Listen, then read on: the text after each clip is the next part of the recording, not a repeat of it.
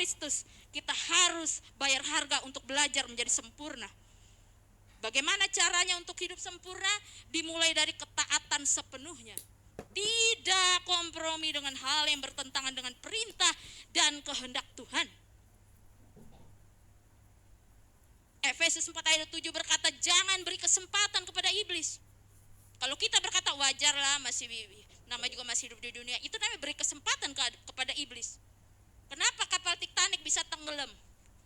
Sebenarnya masalah utamanya bukan karena nabrak gunung esnya, tapi karena dia nabrak gunung es, ada sesuatu komponen di dalam bagian bawah kapalnya jadi bocor, masuklah air. Kebocoran ini besar apa kecil?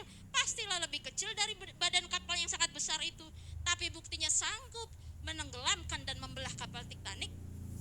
Kalau kapal Titanic itu biar nabrak gunung es sekalipun, kalau dia kuat, kokoh, nggak bocor, nggak mungkin dia tenggelam. Begitu juga dalam kehidupan kita, Bapak Ibu Saudara. Kalau kita masih menyayangkan sesuatu yang kita tahu itu tidak sesuai dengan kehendak Tuhan, bahkan dilarang, tapi kita tidak mau melepaskannya, itu bisa jadi penghalang berkat dan bisa jadi celah untuk iblis merusak hidup kita. Pelan-pelan tapi pasti rusak. Itulah cara kerja iblis. Pelan-pelan tapi rusak. Jadi kita harus waspada sebagai anak Tuhan. Tapi sebesar apapun masalah dan godaan yang kita hadapi, kalau kita tidak memberikan celah sekecil apapun kepada iblis, kepada dosa, hidup kita tetap menjadi kuat. Tidak seperti Titanic yang tenggelam itu, tetap berlayar menjalani kehidupan bahtera hidup kita ini. Tidak akan tenggelam kita, asal jangan beri celah sedikit pun kepada iblis. Ya, memang prosesnya untuk taat itu berat, Bapak Ibu Saudara.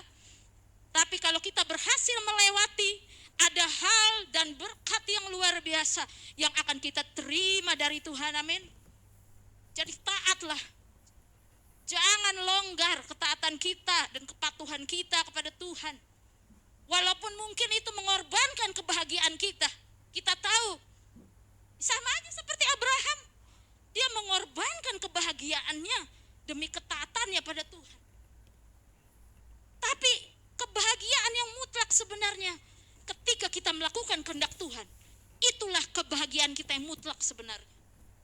Karena kebahagiaan di dunia ini hanya bersifat fana saja dan sementara, tidak kekal. Inilah yang harus kita pahami. Jadi tetaplah kuat Bapak Ibu Saudara dan teguh di dalam kepercayaan dan ketaatan kita kepada Tuhan. Walaupun mungkin mengorbankan yang kita anggap itu kebahagiaan, tapi percayalah, Tuhan lebih tahu apa yang membuat kita lebih bahagia dibanding kita sendiri. Tuhan lebih tahu. Hal yang ketiga, proses yang ketiga yang terakhir, apa